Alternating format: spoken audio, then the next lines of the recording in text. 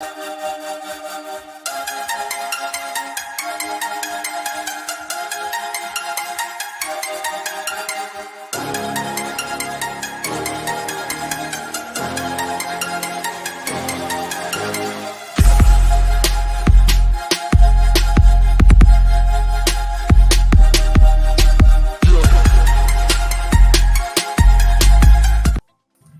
there, collectors, investors, hobbyists, breakers, friends, family, and welcome to the closing show for our fall card catalog auction.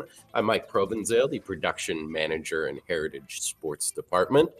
And over here, not right next to me. Over there? Okay, all right. Only next to me in the internet is the most popular, most gregarious, most bear-huggingest man in the industry, Mr. Tony Giese. Tony, where the hell are you? We are in Nashville for a show that starts tomorrow, Saturday, Sunday. Looking forward to it. Going to be a big autograph show. Going to be a lot of stuff coming in, hopefully. So we're very excited about it. What's the show called? Give him a shout out. The Nashville Jeremy Allen in the house joining us. Jeremy, thanks for joining us. It's the Nashville Music City Card. The Music City Card Show. And the voice from behind, that sounds like my Jason Simmons. Jason Simmons in the house. Yes. Not camera ready yet, I guess. He is camera ready. Better than me, though. So thank you to our team of dozens of IT professionals and production people who are helping us put this internet show together with Tony and I. You wouldn't believe how many people are behind the scenes working on this right now. So that makeup that they had to put on me. Yeah, the team we had to send to Nashville. Yeah, but an exciting night. We've got thousands of cards, sets, wax, and tickets closing over the next 2 days. Today is session 1. Extended bidding is going to begin at 10 p.m. Central Time, 2 hours from now. So you'll need all your bids in for session 1 if you want to participate in extended bidding, and we know you do. And then session 2, we have some more greatness, and extended bidding will begin at 10 p.m. Central Time tomorrow night. So tonight, we're going to talk about some highlights, some of our favorite items, some of the stories in both sessions, and keep track of what's going on the big board. You can watch all the bids come in live on the recent bid screen. And there's a lot of exciting items and stories in the auction. Tony, what do you think about the auction? Love it. I mean, as I always say, you put in all this work for these auctions, and now you get to see everything. You get to see all the bids and everything come in now. And it never gets old. Seeing that bid board. We love seeing that. There's the bid board. Yeah, it's a fun week. Everybody, we have our team is spread out through the U.S. throughout the year. They all come back to our beautiful home office in Dallas, Texas for the closing. So you get to see everyone. You get Derek Grady talking about how he's the greatest man. That's a pretty big one there. Rob Rosen talking about his latest ailments. It's a lot of fun always. And Rob is a personal favorite, though. He is. He's a personal favorite of some, I'm sure. But it's going to be an exciting night. It's always fun to see where these things we've spent so much time with promoting and talking about and describing for Tony, one of our catalogers, and imaging for our photography department, to see where they end up, because over 1,200 items are going to find a new home tonight, and the rest will find a new home tomorrow. So without further ado, let's get started. And we have a huge story off the top, one of the greatest discoveries in the hobby, and an incredible story behind it. One of the biggest groupings we've ever offered. It's a 1914 Boston Garter complete set. Tony, had you ever seen a complete set? No, I have not. And, we were at the Burbank show, and a lot of people came up and were asking about it. They wanted to see it, and just, it's amazing. Anytime you get something that is new to the hobby, it's so much fun. And, I mean, this is such a cool set. I mean, it's hard to find, of course. We all know that. And to see the whole thing, I mean, it's amazing. It really, truly is. So there's 12 entries. The first time I've ever seen all 12 of them together. Over 100 years old. The reason so few have survived is that they're oversized, 8 1/4 inches by 4 inches, and they weren't distributed. They were advertisements used by clothiers to advertise sock garters. Tony, do you have your sock garters on, or did you take I do not right now, but and the whole thing is on these things, they were thrown away probably after, after it was done. So people didn't think about saving that kind of thing. And just to find something new to the hobby, new to the industry, it's so unique. It's so much fun. It's just amazing. It really is. What I love about them is that this piece of fashion, the sock garter, was completely eliminated by the invention of elastic, which no longer needed garters for your socks once elastic was invented, and less than 50 examples total from this issue are thought to have survived. 12 are going to find new homes tonight, and they are thanks to our consignor's grandfather, who collected them as a child in 1914. His father ran an accounting service, and he was a huge baseball fan. He got one of the large accounting ledger books, which we have, and he filled it with magazine articles, newspaper clippings, and baseball cards pasted into them. That's what these were pasted into the book. That's what accounts for the grades, which are 1.5 to 2.5. But given the rarity, who cares what the grades are when it comes to something like this? So when he passed, his son kept a bunch of his stuff in the garage, and then our consignor, the grandson, was going through the material and was going to throw it all out, but this ledger happened to catch his eye. He opened it up and saw all the baseball cards in there. There's some Cracker Jacks in there and some schemas as well, but then all 12 of these were in there. We removed them from the pages. They were graded by SGC, and then now they are going to find a new home. What's interesting about tonight, and Tony, I'm going to get your thoughts on the strategy here. So it's being offered all 12 as a set, but also being offered individually, and it will sell to whichever is higher, the winning bid for the total set or the cumulative total of all the bids for the individual cards. So, Tony, can you add up those individual ones real quick for us? Let us know. My UW Green Bay math is not that good, but you were told there would be honestly, no math, right? The whole thing is, if you're bidding on them, you want the whole set. It is to have that set complete, you can't beat that, and that's something that you're going to want to have all of them to have one of the best sets in the hobby. How do you beat it? You got Joe Jackson, you got all these tough names, all these great players. It's how do you top that? You really can't. The complete set is a little bit ahead right now of the total for the individuals. The complete set's at 512,500. The individuals are just under 500,000. And as you said, yes, it is full of luminaries because all the great names from that period. Walter Johnson, Tris Speaker, Joe Tinker, Johnny Evers, Rabbit Marinville, Home Run Baker, Bert Schotten, Larry Doyle, Ed Konecki, and Charlie Herzog. Tony, what can you tell me about Ed Konecki? Ed Konecki, I cannot tell you a lot about. If you were from Wisconsin, I can maybe give you a little more insight, but I will have to do some more research on him. But the Joe Jackson and the Ty Cobb are... Those are they move the radar. Right, and then Walter Johnson's just below them. And then Speaker, Tinker, and Evers, I would say, are on the next tier there.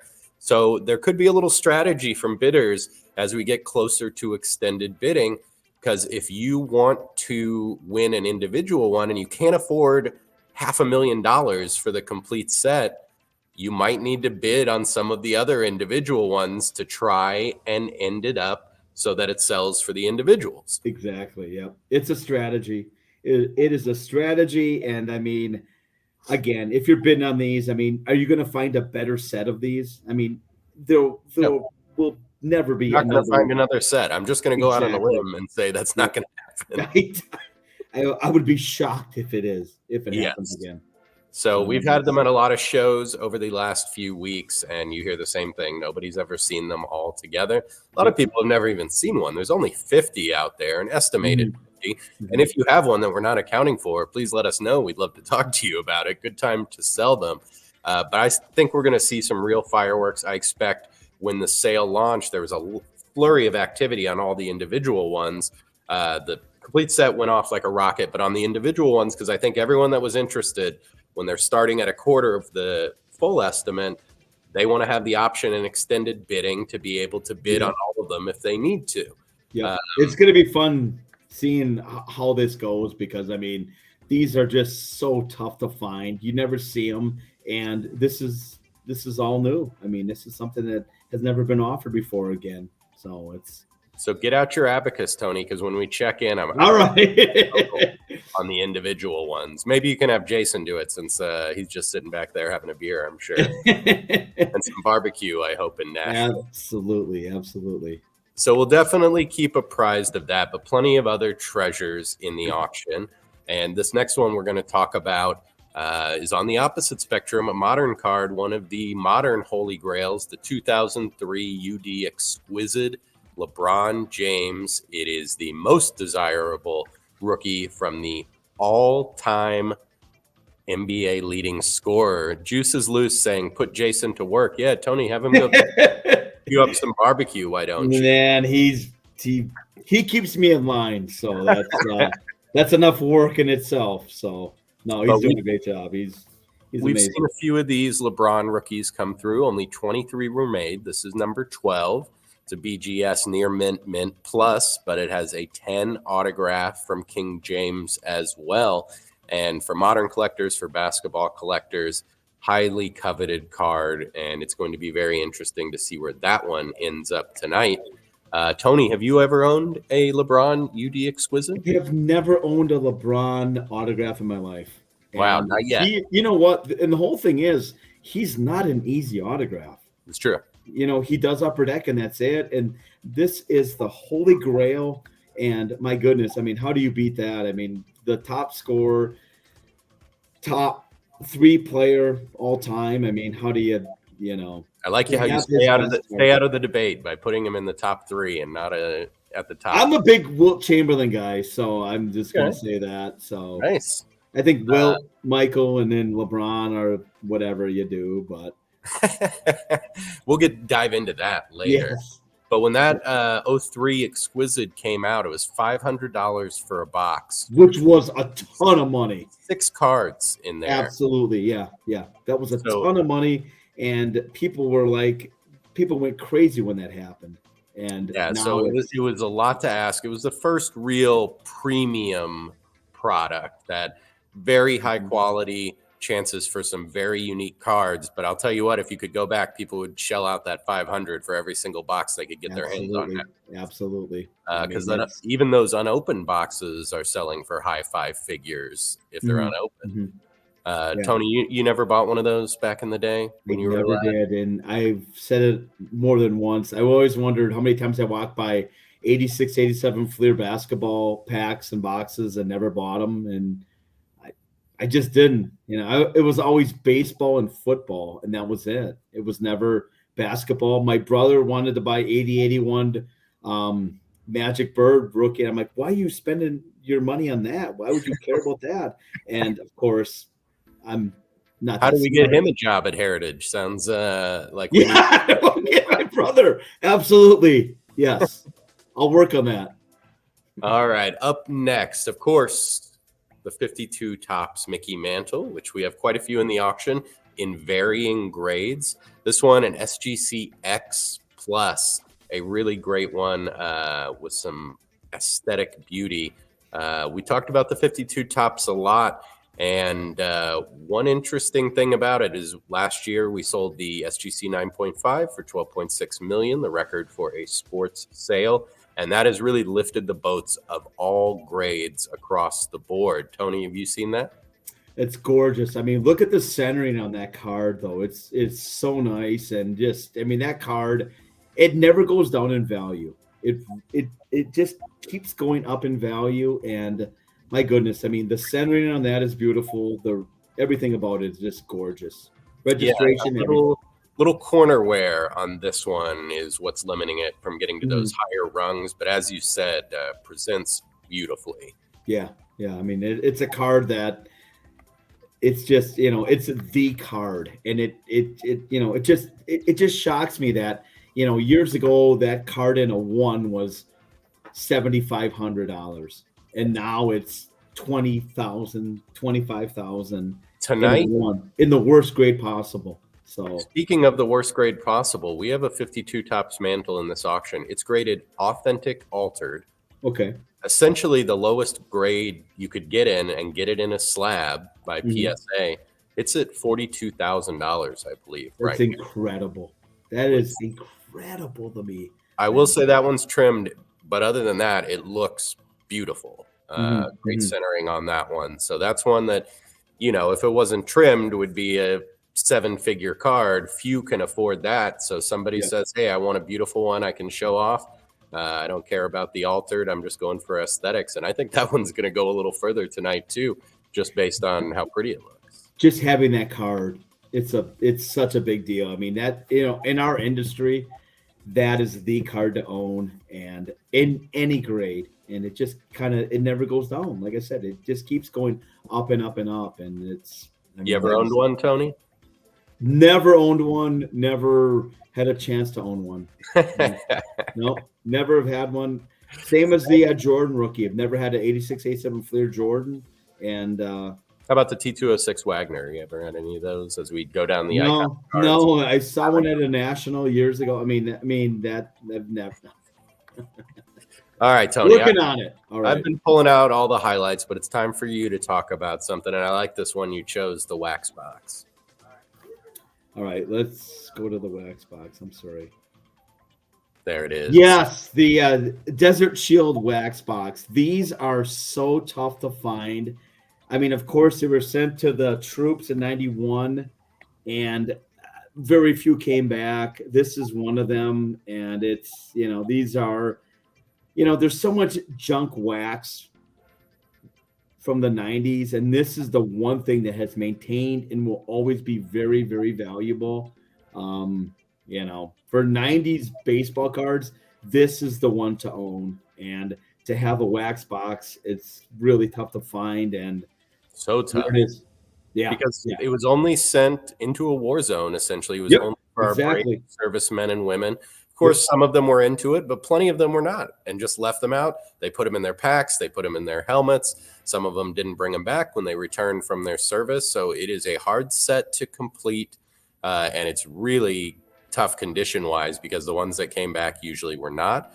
The only difference between the Desert Storm or the Desert Shield and the standard 91 tops is a little logo on the corner of the cards. You can't tell from the box. You can't tell from the wrappers. Exactly right. Yep. Baseball Card Exchange doesn't authenticate them. So we do it ourselves. We open up 3 random packs in there and pull them out. Our videographer helped me with that. You can see the video of it is tied here too, going through. Who's that good-looking guy? I'm glad I'm wearing a different shirt in that video that I'm wearing right now. You can see we opened them up, and just to make sure. Did he chew the gum though? I did chew the gum. How else are you going to know it's authentic if you don't chew the gum? There it is. Best hair in the hobby right there. Well, the grayest hair in the hobby, possibly. But yeah, really interesting issue. There it is. Oh my God. Mike was sick for 2 weeks after that. Tell you what, I've had older and worse gum than that. I promise you. So yeah, that one was tough, but I've had worse. But yeah, in that set is the Chipper Jones rookie, and the 91 Topps Chipper Jones is a valuable card, and this one's even rare with the Desert Shield one. So and you got Frank Thomas second year. I mean, you've got Griffey Jr. You've got these great names that for so long these cards of these guys they never had any like really high value cards.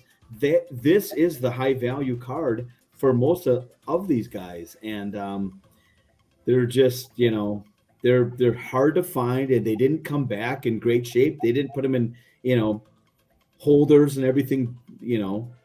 Back then they didn't have holders to put them in, so there's very, very few of these, and My goodness, these I'll are. tell you, the 3-packs we opened did not have the Chipper Jones, did not have the Frank Thomas or the Griffey. So I think there's a decent chance whoever wins it could rip it, because the complete sets in high grade, which coming out of there, the cards are going to be in high grade. Those are going for a lot. We've offered a few, and those are high dollar sets. So I think there's a good chance that it could get opened up. It's already open, and 3-packs are already open. I'll take the Robin Yount, Paul Molitor, Pat Listache, those kind of guys. All the Brewers. So let's talk about another modern, unique one. This is the 1985 Topps Tiffany Mark McGwire. 5-figure card here in a PSA Gem Mint. This card is, I remember, in the 85, I didn't even think about it, but in 98, this card really got during the home run chase. Yeah. Because they're limited to what, 5,000? I thought they were, right? I think it's like 5,000. It's the Tiffany subgenre. Mm-hmm. And it has a glossy obverse coating was what made the difference there. But a tough condition one. This card in a 10 ranks in the top 2% from over 1,700 submissions to PSA. So tough one to get in a 10, but somebody's going to get it tonight in a 10. And I mean, on that card, it's centering, and it just, that card was, in 85 was a big deal, especially, and then in 87 it was a really big deal, and then 98 again. So it's had a really good run, and it's one of the few limited 80s cards that there is. And I mean, people are starting to talk about him again. I mean, we're talking about him right now. What's that? We're talking about him right now. I know, but he helped save baseball, and that's one of the very hard cards to find from the 85 set. Those and one thing people like about it, he had a great career in Oakland. He had a great career in St. Louis. This one pictures him in his Team USA uniform. Everybody's got to love that. An awesome player for the national team. Look how young and skinny. That bat looks so small in his hands, though. Every time I look at it, that bat looks tiny in his hands. I mean, he's 6'5", 280, whatever he was, and my goodness, he was. And that is a really 80s style hat there with the high top and the huge logo across the whole front there. Yeah. All right, let's take it back a little bit to 1910. This D322 card. It looks familiar, that pose. You may not have seen this exact one. It's quite rare, but it is an artful recreation of Carl Horner's portrait that's used on Wagner's famed T206 card. The Flying Dutchman looked very good there. What I love about this one, it's the Tip Top Bread entry. So this card and this issue were inserted into bread. Tony, would you eat bread that had some foreign something? When I was growing up, we had brewer cards and bread. So, but this, I mean, that's amazing. That is unbelievable. And it was a regional distribution, so very small distribution, just in Pittsburgh, just for sandwich eaters, I guess you could say, toast maybe as well. It most got thrown away, probably. Honestly, yes, and it's celebrating the 1909 National League Championship, and fewer than 700 examples from the entire issue are in the SGC population, and this is one of just 3 Wagners at this grade level of VGX, only 5 higher. So a really rare Wagner entry from the T206 era, and it has the same image. So that is a really valuable one. It is at 120,000 right now, and I can promise you it's going to go a lot higher than that as we get closer to extended bidding. And now this one, I mean, those got dinged and everything. I mean, they were in bread, so I mean, they're going to be not in awesome shape or anything like that, and most of them got thrown away. So exactly, I mean, it's a beautiful less card. than 700 in the SGC population from the whole issue there. Another rarity, which I always find kind of surprising, is this next one, the 1925 exhibits Lou Gehrig rookie. You're right. There is less than 80 in the combined SGC and PSA populations, which is super low for the rookie card of an icon. It is a little bit oversized. It's the postcard size, but yeah, one of the most famous, most adored players of all time, and getting his rookie card is really, really difficult. This one's an SGC VGX Plus. It's a pop one with only 2 graded. That's amazing, though, to think that there's not more of those out there.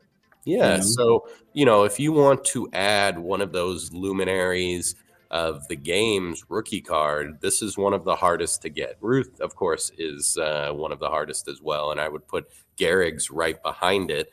This is right after he left Hartford, and the Iron Horse was fully released into the Bronx paddock.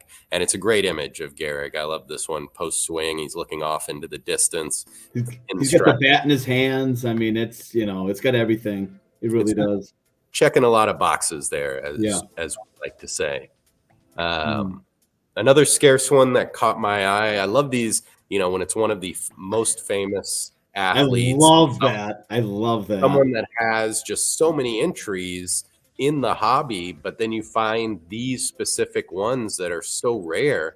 This is the 1913 M1013 Sporting News Ty Cobb, and just a great image of the Georgia Peach. We always talk about that he's never smiling. He's kind of almost smiling there. Almost. He's getting there. But yeah, only 20 have been graded by SGC. This is a pop 2 with just 2 higher. Also the slightly oversized postcard side. But I really love the portrait of Ty Cobb. It's very unique for him. Yeah. And I had never seen one of these before this one came in. I haven't either. And I mean, he is just, he will always be, he's on the, he's probably the best hitter of all time. And it's, those are fighting words for him, right? No, there. Yeah, exactly. No, it's just, he is just far and away the best hitter of his era and probably any era. And again, he's not really frowning though. So usually looks like he's about to smile. He's trying to. I just love that portrait of him. It's really in the hat too. I love that big. hat. It's got the old style hat. It's got the cinched up collar. Just a great dead ball style era image. It's a great look. It's a great look for him. It really is. All right, one wax highlight here. We're going to get into some more wax later. Oh boy, my fun favorite waxes. But this one right here, 52 Topps baseball unopened wax pack. Tony, it's the 5th and 6th series. So what could be in there? There could be some really goodies in there. I know you love to ask the question, would you open it or not? My goodness. That is. Think about how much fun it would be to open that up. Because you could have a Mantle, you could have a Jackie Robinson in there. Know. Campy, Matthews, DeRocher. How many cards are in there? 3, 2? How many? I think it's 5. Okay. You have to ask Pete Calderon. We'll get him on the phone right now. But yeah, one of the most important wax items. The look is so good on that though too. It's so Cyberger's masterpiece. This is how people got it right here.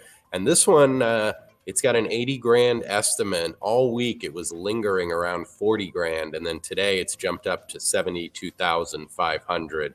And it wouldn't surprise me at all for this to get to 6 figures. Yeah, it's just so iconic. And 52 Topps cards aren't necessarily rare. They're of course very valuable. But the high series is just.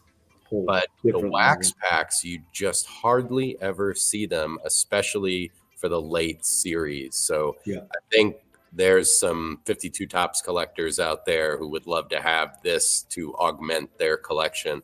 And I think there's going to be some lot of action. Spirited bidding. Good place. Good way to say it. All right, Tony, I've been yapping on again. Let's give Tony the floor for a moment. What do you want to talk about? Oh man, what do we got? We got the Hulk Hogan. Look at that, brother. So I love wrestling. And This is his rookie card in a 9.5. These, I talked to Jim Cornette about this years ago.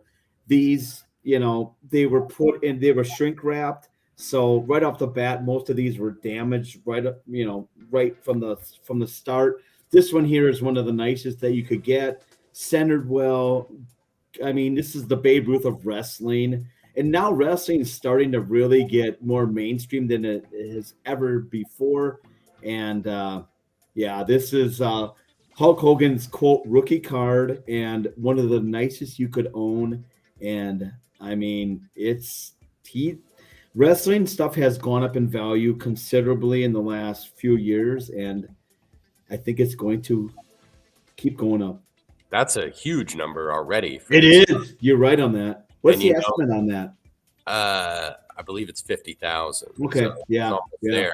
But it was around 20-ish thousand last week, and then over the weekend it jumped up with a flurry of bids to the high 30s. It's got a couple more, but all week it's kind of been hanging at 41. And I think there's some savvy bidders out there who got their bids in so they could participate in extended bidding.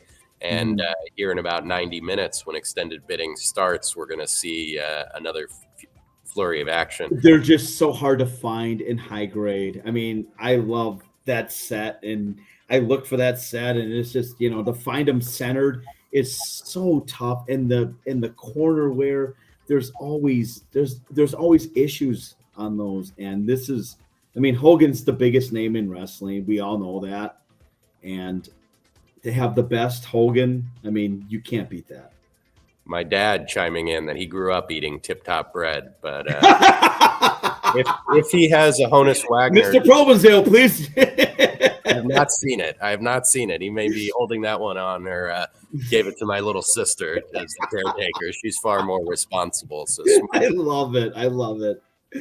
But everybody knows I love the non-sports cards, and we've been seeing some great results for them. And we have some great examples of non-sports material in this auction.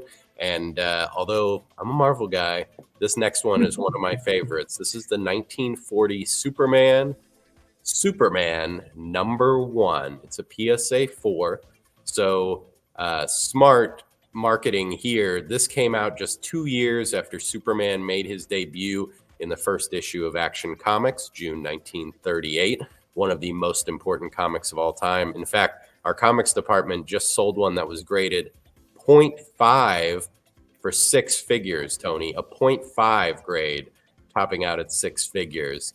But Earth's greatest adopted son here, if you're a DC person, but a great image of the Man of Steel and card #1. So it's his rookie year.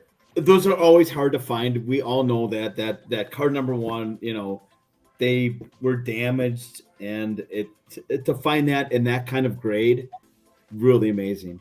And again, we always say it. I mean, centering on these, never easy, and being that first card, I mean, that's and the issue has some production issues, if you will. And a lot of people think they were rushing it because Superman was just exploding in popularity. They could not keep the comics on the shelves. And the manufacturer, I think, was saying, get it out there as quick as we can. Who cares what it looks like? Let's just sell them. It's a beautiful card, though, by the way. It is. It's a great gorgeous. The city behind him. It's a gorgeous card, and it's the first card in the set. So those are always tough. Yeah, and I think this is one a lot more people are getting into non-sports, adding it to their collection. You're if you're doing that, I mean, Superman's one of the most iconic and important IPs that exists. And this is his most important card right here. Yep, so absolutely. I think we're going to see a good number for it. Up next, one of my favorites, speaking of IPs, one that started in my childhood and is still going. That card, we had that card at the Burbank show. And I'm going to tell you right now, there were more people talking about that card than anything else at that Burbank show. So I was 10 years old. 10 years old when The Simpsons debuted. As you can see from here, I'm far from 10. You're pretty young yet, though, sir. longest running sitcom of all time. It's got a whole new generation of fans that probably haven't even seen the classic episodes that I grew up on. They have their own classic episodes. But in 1993, similar situation. It was exploding in popularity on Fox. Skybox said, let's take advantage of that. So this is the 93 Skybox Simpsons set. And this is a rare insert in there, only 400 of these. And that is a hand-drawn Bart Simpson by creator Matt Groening. He signed it as well, and it's numbered 18 of 400. Another tough condition issue, so it's got the 9 auto on it, and just a great card, a great piece of Americana and a rare insert. You're right on that. Yep. Right at the infancy of inserts, essentially. They had a few other ones, the Wiggle, that was the motion, and they had Glow in the Dark, but these are the most important. Like I said, that card drew more attention than anything else. Pokemon, any of the other cards that we had at that show, that card, people love it. They want to own that card, and it's very limited. So of course, yeah, I mean, it's another important IP, and I think a lot of people that are looking at ways to expand their collections past just sports, that's what you're going to look at. What is something that's popular? What's powerful? Disney bought Simpsons. You can see every episode on Disney Plus. I recommend it. It holds up. Check out the Lemon Tree episode if you've never seen it, or Monorail, my two favorites. But just a cool. Again, my mom would not allow me to watch that show, so I'm a little bit behind the. Still won't let you? I talked to her today. No, we're gonna get her on the phone one of these days, and that and it was what's the one with Ed O'Neill? Ed O'Neill. What was that? Oh, Married with Children. Yep, those two shows. They were back to back on Fox back in the day. Great hour of TV. I have no idea. I wasn't allowed. I bet there's a Married with Children set out there somewhere. I just don't recall it and don't have it. But we'll work on that. If you've got one, let us know. We'd love to see what it would do. All right, one more non-sports. We're going to talk more non-sports later. But another important one here. 1935 Gum Ink. Oh, my goodness. Mouse wax pack. Wow. How about that, Tony? That's early. Oh, my God. So smart marketing here. This is from 35. Mickey Mouse, one of the most important characters ever created. I love that pack. That set is a really popular set among non-sports collectors and just collectors in general. But the wax packs are so rare. It's got a great design that just screams 30s. And it displays so well, too, though. In that holder? Yes. Oh my gosh, it looks so good. And it's a PSA Near Mint 7, and I'll say seeing it in person, because I looked at it a lot in the last couple of weeks, the colors are really bold and vibrant. The yellows and reds really jump out at you. And one person's going to get to see that in person when they win it tonight. I love it. All right. It's so early, too. Tony, take a check at the bid board. We'll do a little check there. Wait. Refresh. We got just under 90 minutes until extended bidding begins for session 1. What do we got, Tony? 69 Dual Cinder PSA 614 or 1540. 62 Tops complete set 7,000. Nice. Everybody's waiting. 52 Tops Robinson, SGC 3 7,000. 48 Leaf Jackie. PSA 313. So people are starting to kind of get involved now. They're kind of waiting. It's about to happen. So we're going to take a quick break, and then we're going to come back and talk some hoops. Oh, there would have been a lot of regrets here. A man organizing his garage almost threw away $500,000. Rick Beasley was going through his late grandfather's belongings when he found a scrapbook full of old baseball cards, including 12 pieces that are actually an advertisement for a sock company called Boston Garters. Turns out they date back to 1914. Beasley lives in Mississippi, but he reached out to an expert here in Boston who explained what an incredible find it was.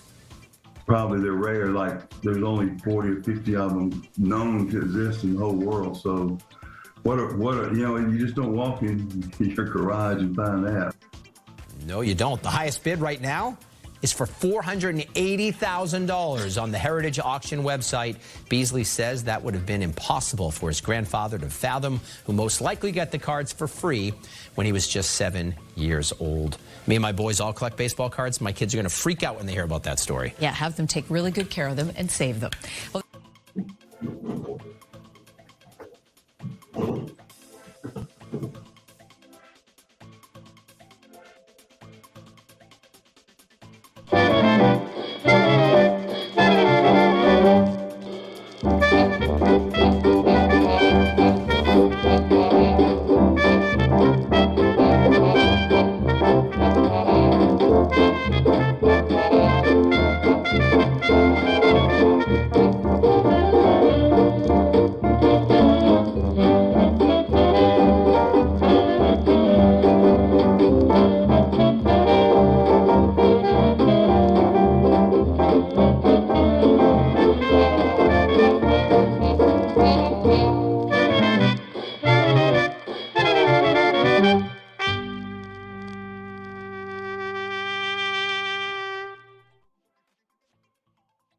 Tony, that's one of the fun things I about like that. Heritage.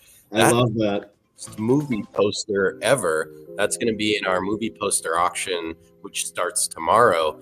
And they have a pretty great auctioneer calling that tomorrow, I think. So I think you should check it out if you can. You're a handsome young man, I heard. Not young.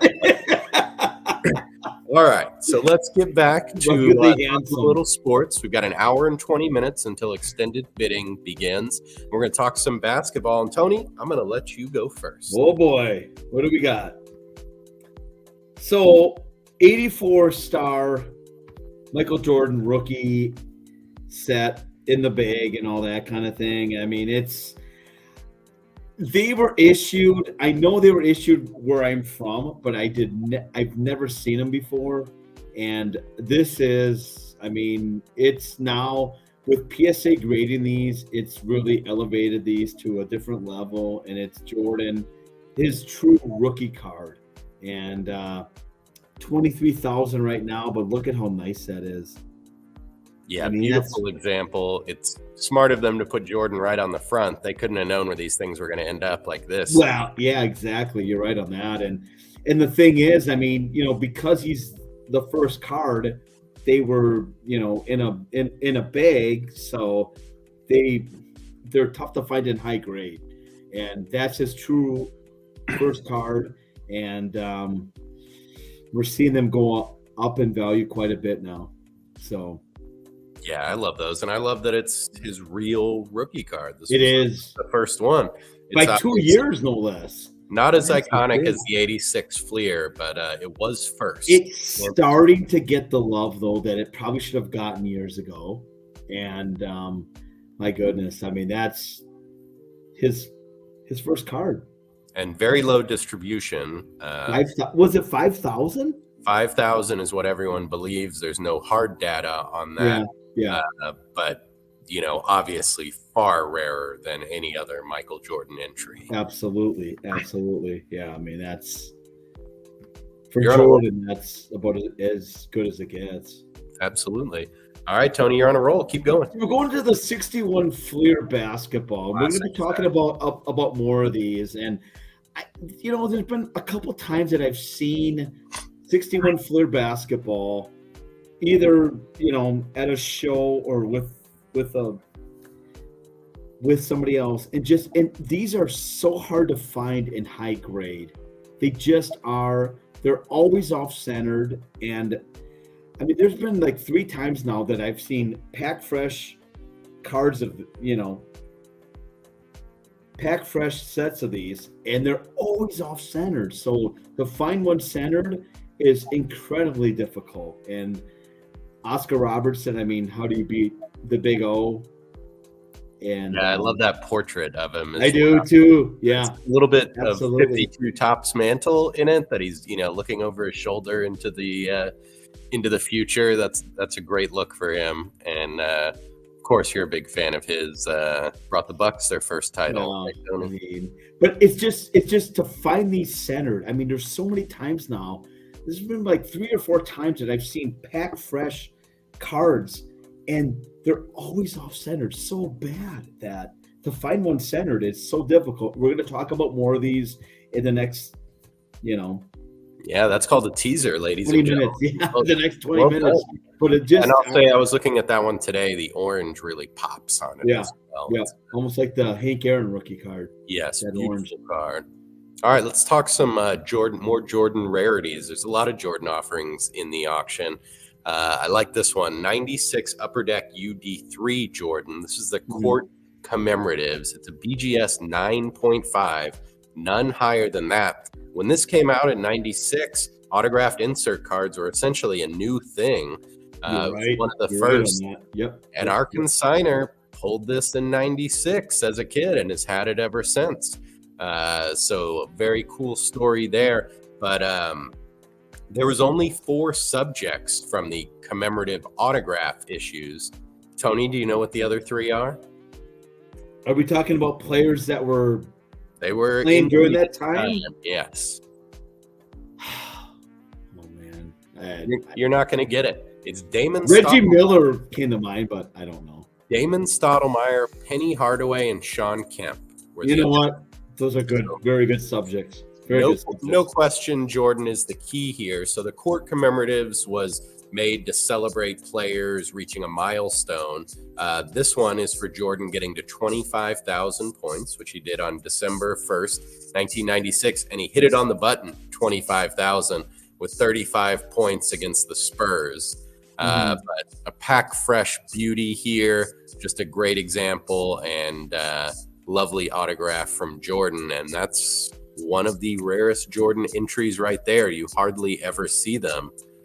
And he's not doing a lot of signing now. I'm guessing none at all. What's that? I'm guessing none at all. He's not doing much anymore. I mean, he doesn't have to. So to have one of these from one of the first autographed issues of his, it's amazing. It's a great look. It's a great look and a great autograph. Little piece of hobby history there as far as one of the earliest autographed insert cards. Yep. Up next, another great Air Jordan entry. This is the 99 Upper Deck Incredible. And for this issue at the turn of millennium, they said, let's go with a retro look. And I like it. It reminds me of the 70s. It does actually, right? Especially the font. That's a very 70s font there. Great signature. Very clean. I mean, it's in a great spot on that card. I mean, it's number 7 of 23. So right. So there was 2 levels to the Incredibles. This is level 2, which is the rarer one. They're all rare, but this is the rarer one, which they hand numbered. This number 7 of 23. It has a PSA DNA 9 autograph from MJ, and just a very cool looking card from right in the 20th century there. You do not see these very often. So if you're looking for a very scarce Jordan entry, this is the one right here. And next, we'll talk about one of the most important rookies in the hoops hobby. And I think he is so underrated that, I mean, Wilt, there's a documentary coming out from HBO or something. Not breaking news here or anything, but I think this guy here. Say that now because the actor and writer strike is over. Now we can announce that. No, very, very timely. I think Wilt is underappreciated, and if he would have lived another 10 years, and they could have done documentaries or all that kind of thing. But it's a great Wilt. It's a beautiful card. Again, we talked about the 61 Fleer being centered. This one is very nicely centered, and it's probably the most important basketball card. I know him and Mikan are the 2, but yes, Wilt is from a season where he averaged over 50 points, which I think is a great note because that ain't going to happen again. Giannis. this year. Oh, yeah. Joking. Joking. Lillard, I Sorry. think he's going to get some left Joking. shots. I'm sorry. I'm sorry. All right. The next one, my father always talked about. You never watched him play? No. Bob Pettit and then Dolph Schayes. My dad always talked about Dolph Schayes. And I mean, Danny Schayes, his son, played in the NBA with the Bucks. But Bob Pettit, St. Louis Hawks. I mean, again, these are really hard to find cards centered. I've seen so many, and they're never centered. So Bob Pettit, kind of, I'm not going to say underrated, but it's a great set. It's a beautiful set, and these are really hard to find. The big team logos. Sometimes they put the logos. Yeah, you're right. Very good call, Mike. This one's got a big logo, and those old-time 60s logos I'm a big fan of. Yep. Pettit and Schayes are two guys that are in the NBA top 50 that people like me who were teenagers at the time, when that top 50 came out, it was like, who are these guys? You look into it, and they were dominant. My father always, I don't know why he said Dolph Schayes. I'm like, who the heck is that guy? Fun name to say. Well, and then Danny Schayes played for the Bucks, and he was kind of like not very good, but whatever. But yeah, Dolph Schayes, great player. Yeah, good choice on that issue. It's very popular, but I still think it has room to go, and it's a little underrated. Yeah, you're right on that. Yep. I'm gonna call my mom right now after this and say, Mom, Dolph Schayes, and my dad, he'll know exactly what I'm talking about. All right, I'm gonna do 2 entries from players that really affected the style of the game in a very positive way. First, nice, the iconic 72 Topps Dr. J rookie. I'm a big fan of 70s hoops cards, and this is one of my favorite issues right here. And very important rookie from one of the most beloved players. And PSA Mint 9, there's only one example higher than this one. I was taking a look at it this week, and the colors just leap out at you on this one. The interesting thing, Dr. J taking a jump shot. How many images of him taking a jump shot? Not many. So very unique, and he's in the Squires uniform. Got the ABA ball in the shot. That was I was going to say that too. Yep. And then up next, my third favorite player of all time, just exudes style, really? Walt Frazier. This is 69 Topps Walt Frazier in a PSA Mint 9, likewise with the Dr. J one. Only one higher. 69 Topps, you got the uniforms backwards because of the licensing issues, but some killer mustachery and sideburns slide here. One of the greatest defenders of all time and the greatest commentator of all time. I have no fear about saying that. Sad to hear that he's going to be toning back a little bit for the Knicks coming up this year. I mean, it is amazing that they didn't have a contract where they could put the on front. They couldn't have the team name or anything, that they had to do that. Makes it very unique.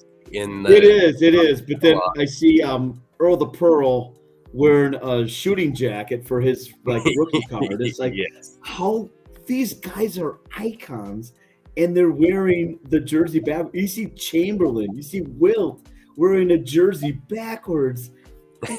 How did they do that? It's a beautiful card. I mean, it's amazing. Oversized, again, those tall boys are tough to find, in high grade, but it's just weird to see the name on front. And with Walt's flamboyant style, I think he liked the pink background there. I bet he had. I'm quite sure he had plenty of outfits that could have matched that perfectly. He's in a whole different level. All right, next two are Hoops interview legends. Let's start with the 97 Skybox Premium Allen Iverson, with one of the most famous NBA interviews of all time. Practice? We talking about practice, Tony? I interviewed him one time, actually. What? Yep. Burying the lead. How come I've never heard this story? I was doing a Bucks 76ers game, and he was not very tall, and I was nervous. Just, very nice. Answered every question. He was he was great. He was really, really nice. But I was nervous because I'm like, oh my God, it's AI. You're taller than him, right? No. I'm very short. Almost. But Getting up there. This AI entry is the Star Rubies, PSA Mint 9, none higher, and just a visually pleasing with that psychedelic look. Really fits Iverson, and this is one you don't see hit the hobby block very often. So I think the modern side of the collectors are going to be very interested. It's a Pop 6, none higher, condition-sensitive issue, but really cool card, and I'm interested to see where it ends up. And then next, probably the greatest interviewee in NBA history, Sir Charles. This is the 97 Skybox Metal Universe, Precious Metal Gems Red. Number 1, he was number 1 here. This is 36 of just 100. It's got a great action shot of Chuck taking it to the hoop, too, with the grimace on his face, which I think is very fitting. There's nobody better. Yes. I mean, that guy is just, he is so honest about everything, and there's nobody like him, and everybody loves him. Yeah, of course. I mean, he is brutally honest. Yeah, so a tough card to find. There's only 100. This is number 36. And very tough condition-wise, as anybody that collects these known. So it's it's an X-Mint 6, and that is a Pop 5 with just 3 higher. So that's how tough it is condition-wise. But very cool-looking card from his days in Houston. And Tony, let's take a look at the big board. We're almost at 9 o'clock, so you got a few minutes over an hour. Get your bids in. Hold on here. Refresh. Let's see. Did I catch you unawares there, Tony? Oh, my goodness. 51 Parker's Gordie Howe, 5,000. Let's see. The Boston Garter Frank Baker, 11,500. So I wouldn't. Daryl LaMonica. We'll be talking about him in a little bit, actually. 360 for a PSA 9. Let's see. Charles Comiskey, Old Judge, 4,500. 30,000 for the Boston Garter Tris Speaker. So those are starting to move right now, and they're going to continue to move. 52 Tops, Mantle, 35,000 altered. So, wow. Yeah, it's that is amazing to me. I'm really interested. I mean, that is, to me, it's just shocking, but because I'll say it looks beautiful. If you just look at the card, it looks like a 7 or an 8. Yeah, but I mean, it's it's that card it's always just gone above and beyond, and it never stops. It's amazing. All right, we're going to take a quick break, and when we come back, we're going to talk some football material. What? All right. Jordan Love. It's the most popular modern basketball issue, the iconic 1986 Fleer Hoops. And this is an untouched, unopened pack, graded a PSA near mint 7, and PSA confirmed on the back. You can see the Michael Jordan sticker. So this one's going to find a new owner in just a few weeks in our fall catalog auction. Start it up. It's an untouched pack, Cy Berger's masterpiece, the 1952 Tops, the iconic issue. And this pack is untouched and unopened since its creation in 1952. What makes it special? It is the 5th or 6th series, so it could have the Mantle in it or a Jackie Robinson. How much fun would it be to pop this open? But of course, incredibly valuable encased. This one's going to find a new owner in a few weeks in our fall card auction.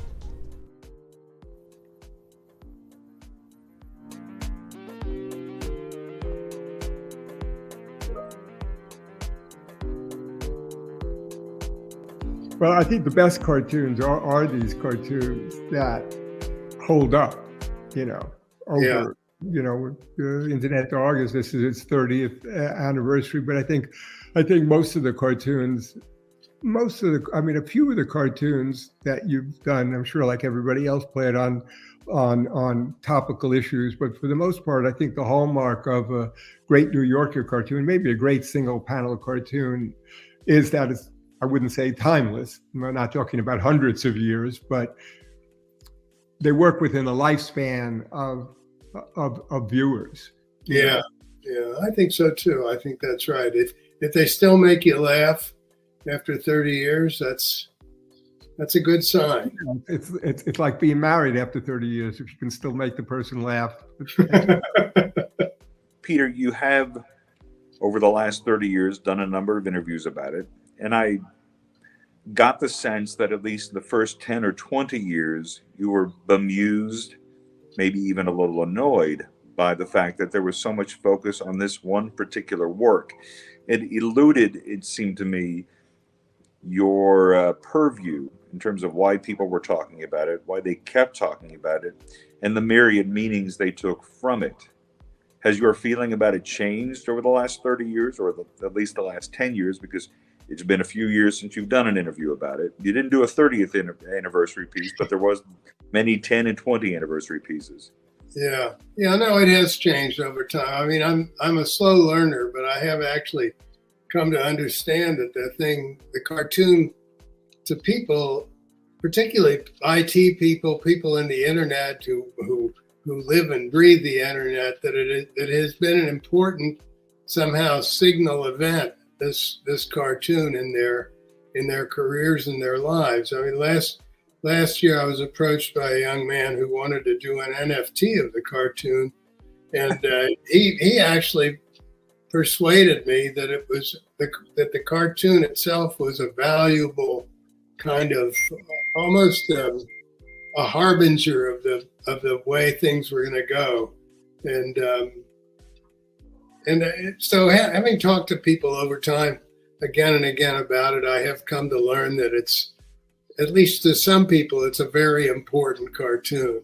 To me, it's still just one of a batch of 12 or 15 that I sent in and didn't expect to sell. I thought there was one in the batch that was much better than that. I don't remember what it is, of course, but and when it came back with a little O on it, which is how Lee would signal that it was accepted, I was delighted, but a little bit baffled, and I did the drawing and sent it back in. I had a revelation about this cartoon this morning. Oh, I was thinking time. It took a long time. I realized that cartoon is autobiographical, and that it's about being an imposter or feeling like an imposter. And I think a lot. It wasn't about the internet at all. It was about my sense that I'm getting away with something. What were you getting away with? Well, being a cartoonist for one thing, and I mean, in every I've had several checkered careers, and in every one I felt like a bit of a fraud. I mean, that's, I think many people have that syndrome, the sense that you don't really, exactly, yeah. That I've got everybody fooled. They think I know what I'm doing, and they think I'm good at this. So I think that's, for me this morning, that was a kind of interesting revelation this late in the game. He's coming to Heritage, the famed New York Times cartoon from 1993, predicting how the internet would be right now. I like that guy, man. He has very good insight. All right, so we're just under an hour from extended bidding for session 1. Session 2's tomorrow. You got 24 hours to bid on that stuff. But we're going to talk some football cards, and this one is one that has really caught my eye. I hadn't really noticed it before, but from a very famous issue, the 55 Topps All-American issue. This is Albie Booth. It's a PSA Gem Mint 10 Pop 1. I had no idea on that card. Yes, he was the halfback at Yale. This had a $3,000 estimate. It's at $16,000 right now as a Pop One PSA 10. The interesting thing about Albie Booth that I discovered, so he played for Yale. Every year they play Harvard in football. Tony, you know what that meeting is called? Harvard-Yale every year? No. The game. The game. Oh, okay. Sorry.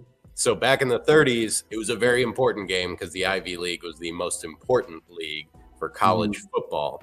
So when they played in 1929, it was a scoreless tie going into the game, and Albie Booth, the halfback, did a drop kick and kicked a field goal for Yale to win nothing. That was his last football game against Harvard. Mm-hmm. He also played baseball. And in his last game of collegiate baseball, also against Harvard, he hit a 2-out grand slam to beat Harvard 4-3 in the bottom of the ninth.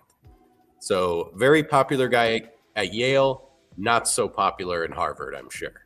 That's a really great set because what it does is it provides rookie cards of guys that never had any other cards made. So Yes. the Like 55 Topps All-American is such a popular issue because you've got the Four Horsemen, you got, of course, Hudson, you've got Rockney, you got these guys. There were not cards made of them, and until then. So I mean, it's a great set, and guys love that. Football fans love that set. Looking at that $16,000 bid, it's got to be some PSA registry people. Yep. After it, Trying to get up. Yep. This is the only 10. Probably not going to be another one out there added. So if you want to really get to the top of that registry for the 55, you need this card. And if anybody has a Don Hudson signed one, I need one for my collection. Not the call. I do not have that signed card, and they've gone way up in value the last 2 years. So. Every signed vintage card has. Yep. We're going to get to those in just a little bit. Yep. The next two entries I have are based on coolness factor. This is the 59 Topps Jim Brown. It's a mint 9, only 3 higher, but I love this image of Brown here. His rookie card, of course, 57 is the greatest football player of all time. Not even close. Yes. But I love the intimidating. He's looking off into the distance here. It's just a great portrait of him. Gorgeous card, and you got the little Browns elf in the corner right there, almost sitting on his shoulder. I wish it was sitting on its shoulder. If they moved it down just a little bit, would take this one a little bit higher. But yeah, another tough issue. So there's over 2,500 submissions to PSA of this card, and only 3 have graded higher than this 9. Yeah. So, tough one. Very tough one. I mean, what did he play? How many years did he play? He won the rushing title every year but one, I think. Yeah, I believe he played 9 years, won the rushing title 8 times. Yeah. And who's the other guy that got the title? Oh, that I don't know. That's a good Jim Taylor, 61. Oh, right. You knew the answer too. How about that? Of course, it was a Packer. It was a Packer. That's the only reason why. But, all right, up next, another. I just love the look of this card. Very underrated player as well. This is the 56 top. That's a great call on that. That's a great near call. mint 8, and I love the pose. I mean, it's just pure confidence. That was a really good call, Mike. Swagger before swagger and drip were terms in the common nomenclature, but Lenny Moore had it. Great old-timey Colts logo, too. I love those old logos. The Colts had a very good one. Only 9 have graded higher than this example, but this one always stands out to me just because of the portrait image there. Kind of a guy who's forgotten almost. You know, I mean, he's an all-time great, and, you know, people today don't really know him, but I mean, that is an all-time great, and my goodness, that's a beautiful card, high grade too. I mean, you can't beat it. Tough one. I'm a big fan of that issue. Yeah, it's a gorgeous card. I love that look on it too. 56 a good year for all issues, in my opinion. 57 is a little better with Johnny U and Bart Starr and Paul Horning, but Yeah. I'm not going to say anything. What a homer. All right, I'll let you say something about a card. You're up next. All right, what do we got? What do we got next? Oh, LaMonica. You teased I met him at a show in Chicago. He couldn't have been nicer. But you know what the thing is? He was ahead of his time. He could throw the ball deep, and he was way ahead of his time. And I saw his name on the list that we did. And Yes. LaMonica, I mean, Raiders, Al Davis, all those guys spreading the field. This guy was way ahead of his time, and it's just a beautiful, beautiful card. And, you know, he's just an unbelievable quarterback. Kind of got forgotten a little bit, but Very true. Underrated. yeah, absolutely. They throw the ball. Davis went deep. He loved to spread the field, and this was the guy who did it, LaMonica. So Good great. choice there. Oh, I totally forgot, Tony. I did the math during the break. So on the 1914 Boston Garters, Okay. we I've talked had about. guys asking me about this right now. They're texting me.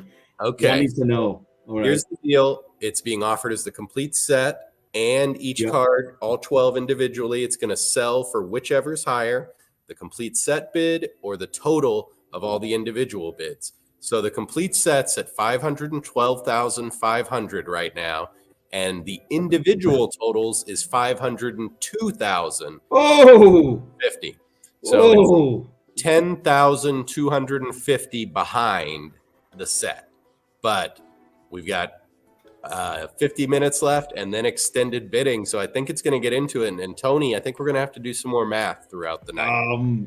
we're gonna go to you on that. I was told there would be no math. Just We 12. got Jason here to help me out, though. So I got, it's not just me. I've got help. I mean, far smarter than I am. So we're lucky that way. All right, we're going to talk about another football card here. We're going to go over to the modern side. I love this one. This is the 2019 Panini Select Justin Herbert. It is the NFL Draft XRC Mystery Autograph Prison Redemption Gold. Got one of those long titles. And what I love about this one, Herbert's number 10, and there's 10s all over this. It's a PSA 10. It's numbered 10 out of 10. And he put a 10 inscription with his That's autograph awesome. as well. Beautiful, beautiful. So all Yeah. 10s there. And the highest grade, numbered 10 out of 10. Herbert had a huge game this past week. And I think that's going to continue. And on a personal note, in 2 weeks, I'm going to see Herbert in person as I will be in LA for the Cowboys-Chargers game. Oh, breaking news here. Announcing that right now. For everyone who's interested in my travel plans, there you go. Likes a big charger.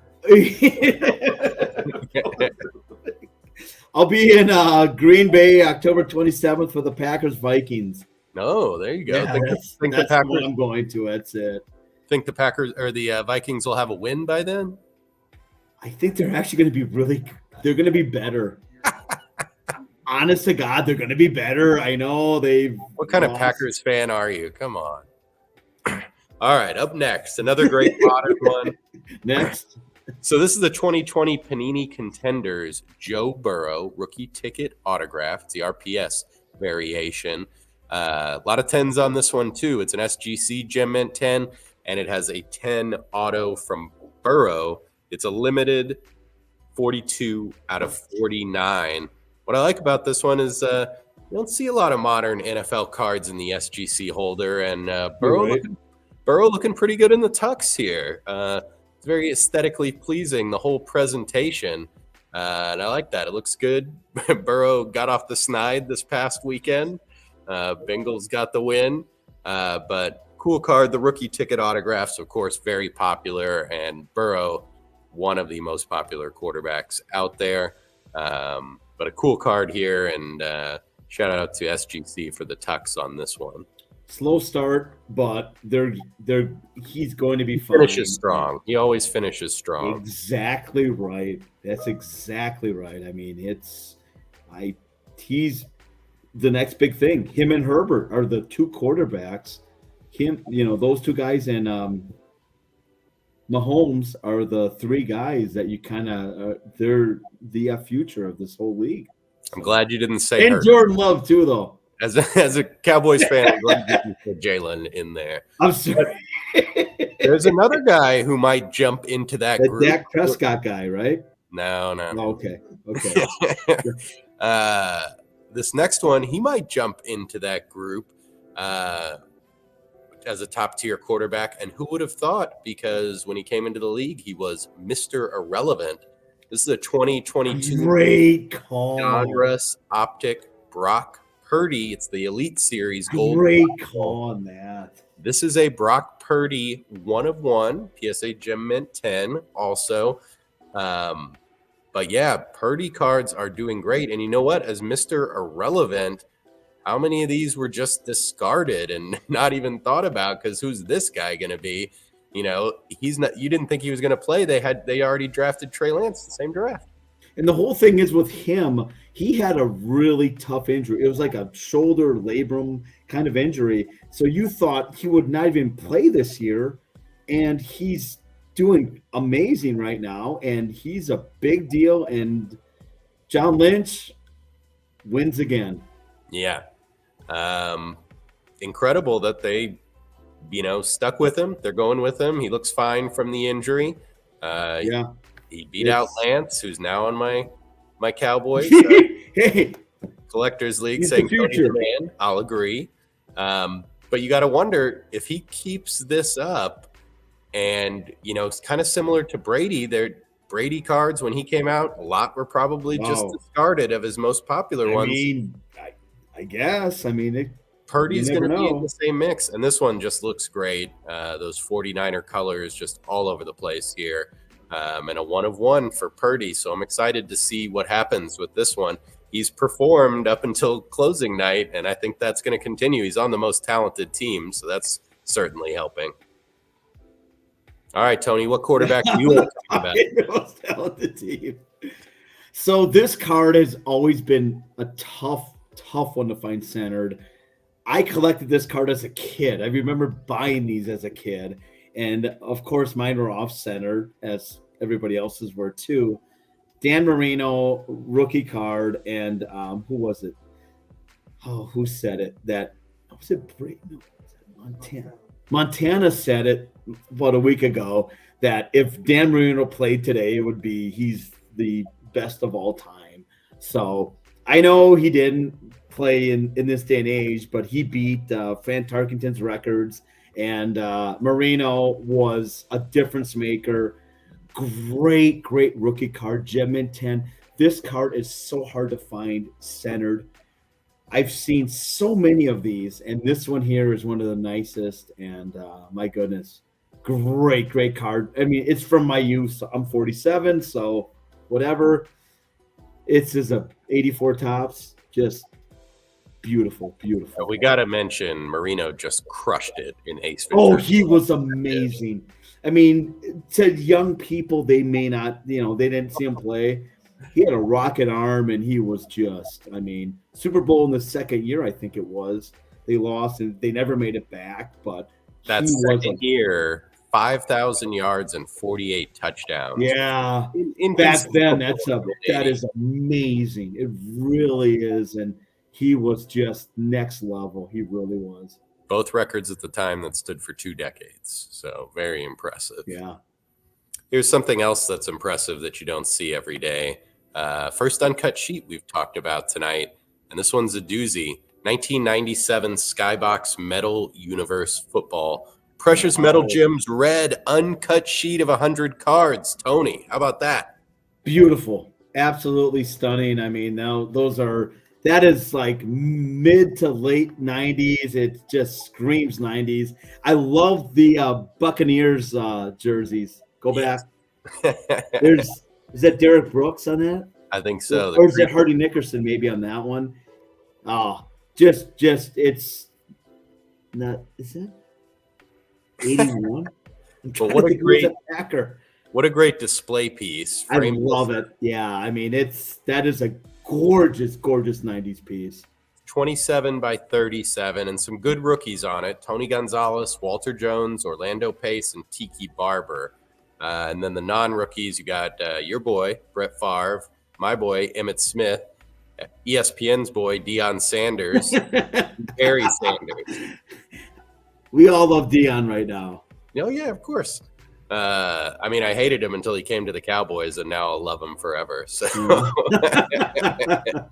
but yeah, very cool piece. Of course, the precious metal gems are so popular and rare. These are not serial numbers. God only knows what this would be worth if these were in the out of 100. But such a cool display piece, 90s football, and one of the most popular modern issues for football as well. Yep. Just screams 90s. I love that. And as far as modern, one of my favorites, if you've been listening or you know me, I'm a big comics fan. It's the Kaboom. This is the 2018 Panini Lamar Jackson Kaboom. And I'll say this, for someone who's won an MVP, I feel like Lamar is kind of underrated and people are overlooking him now. Tony, you didn't mention him in your list of the best. He's my fantasy football quarterback.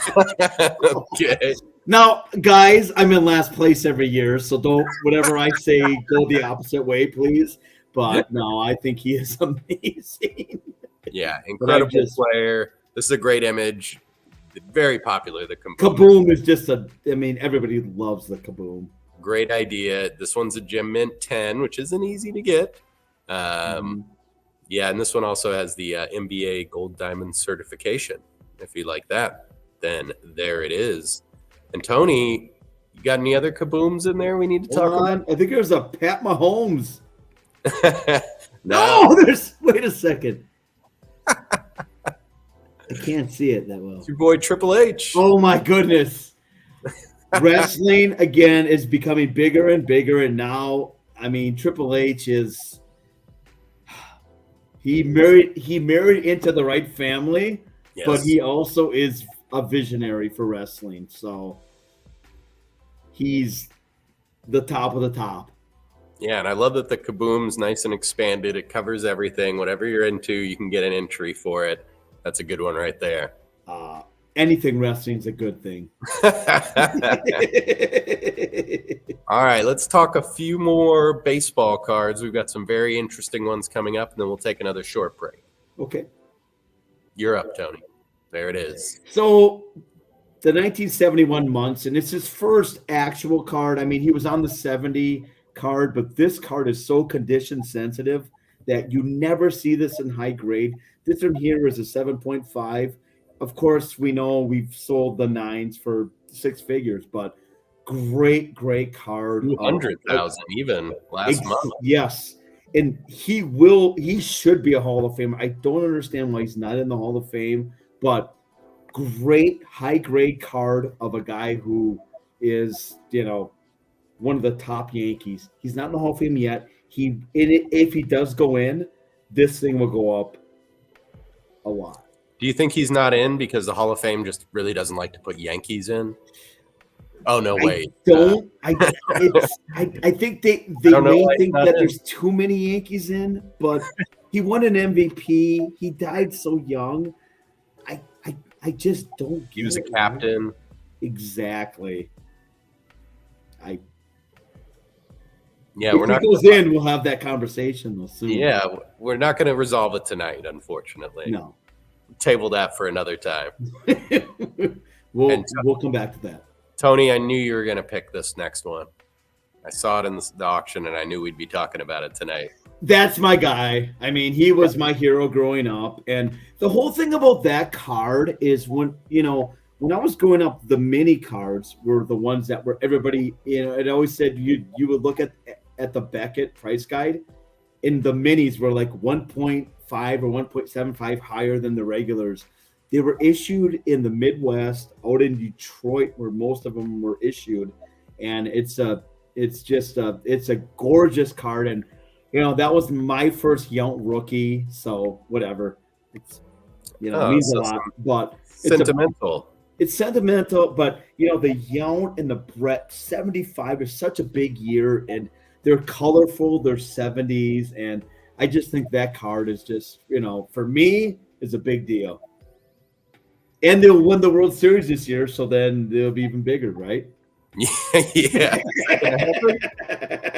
You putting any money on that? No, absolutely not. But if they go, I will be there with my mother for one game, Oh, there nice. in Milwaukee. Absolutely. She'll be very excited to see you, I'm sure. And we'll do a Facebook Live for it too. Oh yeah, let's do it. Yeah. I'm ready. I'll work on the script immediately. It has to happen though. This is all scripted. This is all scripted, by the way. It's going pretty much as it did in the first 3 or 4 rehearsals. All right, up next, cool Ruth entry here. We do not see many of these, especially in this grade. This is the 1932 Sanella Babe Ruth. It's the Type 2. PSA Mint 9, Pop 4, none higher than this one. So this is top of the pops here. This is a German issue. If you take a look at the back, it's got the German text, and it's for German margarine. Tony, have you ever had German margarine? I have not. Yeah, I've not either. And I'm German too, so that's even worse. I bet they have a very efficient churning process. I'll say that. But yeah, this is the highest graded Sanella we've offered. It's at the top of the pop for Ruth. And what an incredible image of the Bambino it has there. I mean, it's Ruth. I mean, we've talked about him before. I mean, people, they see the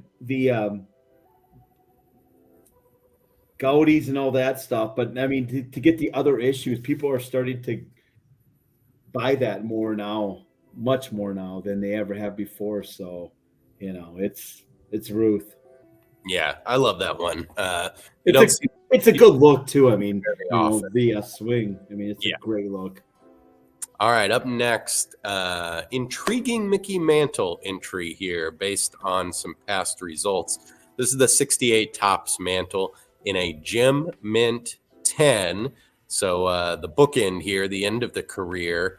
And it's one of just 11 in a 10.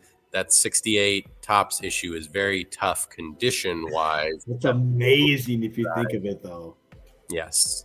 So February of this year, we sold another 68 Topps Mantle in a 10 for $510,000. The record price there. So when this one cropped up, it caught my eye to see what it's going to do. It is nearing 200,000 with the bid, with about 30 minutes to go till extended bidding. And this is one, it's got a few more bids today, but it jumped up real quick as people were getting in to be eligible for extended bidding. And I think we're going to see a fury of bids once we hit 10 o'clock. Yeah, I mean, it's a great card. It's a great look. I mean, he's got the bat in his hand, home uniform, right at the end. I mean, it's a gorgeous, gorgeous card. And still looking good in those pinstripes. Yeah, he does. I mean, it's in its Mantle. It's end of his career, so I mean, it's hard to find that card in high grade. We talked about it. The centering on these is so difficult, and then corner wear, it's tough to find this in high grade, and this is, of course, the best of the best. And if we're going to talk about that one, we got to talk about this next one, which is gorgeous as well. I love Clemente. His stuff has gone crazy in the last 2 or 3 years, and we had it, about a year ago, we had some of his stuff just go for unbelievable numbers, and non-rookie entries really showing some great results in the last 18 months or so. This one's Gem Mint 10, Pop 1 in the SGC population, and there's only 5 examples in a 10 in the PSA population. So 1 of 6 in the combined PSA and SGC populations to get a Gem Mint. And that's from 6,000 total submission, over 6,000. Unbelievable. I mean, very tough. It's a tough card. We've got it estimated at 50. It's nearing 20 right now, and that's another one that I think it's going to ratchet up. Absolutely. Because Clemente's done so well, and that issue is very tough. Everything of his has gone up. It just never goes down in value. He is one that just moves the radar. We say it all the time. but he's the one guy that his stuff never goes down in value. All right. Well, let's take a quick look at the bid board, and we're going to take another break. As we said, there's about 30 minutes until extended bidding begins for session 1. So you have to have your bids in to participate in extended bidding. And what do you got? What's going on there, Tony?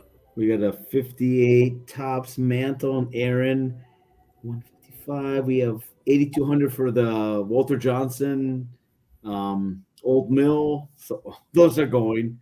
They are. They're getting up there now. 1909 T206, 5,500, 52 Topps near set, 19,500.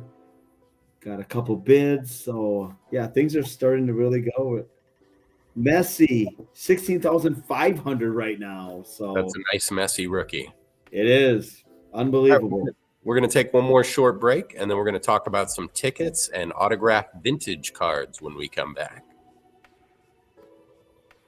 While many collectors may not be familiar with this 1910 tip-top bred Honus Wagner, you have to recognize the image, which is an artful reimagining of the T206 Carl Horner image that Wagner is so famous for. This is a scarce regional card distributed only in Pittsburgh. There are less than 700 from the whole issue in the SGC population, and this SGC4 is a top 3 with just 5 higher. It's going to join a new collection next week in our fall catalog auction. There's no question that Wayne Gretzky's rookie card is the most important hockey card in the hobby, especially the Canadian OPG version. And this one is autographed by the Great One. Only 185 autographed OPG Gretzky rookies are in PSA population, and this one is the only 10.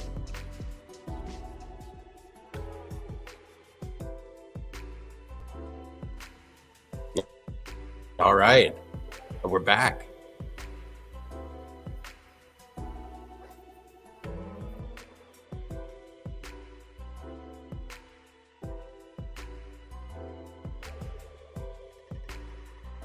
He's back. How about that? Oh, man.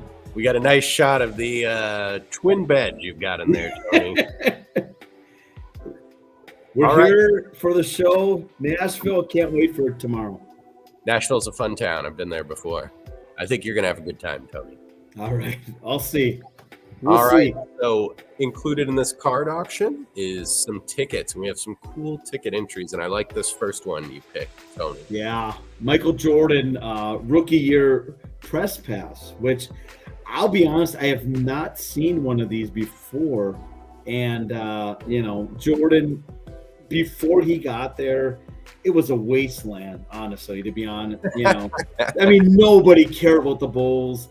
He changed the whole thing. And this one right here, season pass for Jordan's rookie year with the logo and the year on the upper left corner. Really nice piece. Yeah, things have changed for tickets in the last few years. They used to be a complete afterthought. They exploded up to dizzying highs. We set the record last year for a ticket at $480,000 for the Jackie Robinson debut. They've kind of settled back, but still way up from where they were, 3 or 4 years ago. But I've never seen a season pass from his rookie year before, though. Yeah, so I like that these unique entries are starting to come out and get recognized. Mm-hmm. Solid choice. Yeah. You got another Bulls ticket you pulled out. Let's go to that one. Let's. Oh, we got Jordan's first championship. Yeah. So we've got Game 5 when Jordan first got his when he got his first title. And the funny thing is they lost Game 1, and then people were thinking, okay, is this guy gonna ever win a title? And then they went 4 straight, and this one was in LA, no less. So it's a great piece from Jordan's first title.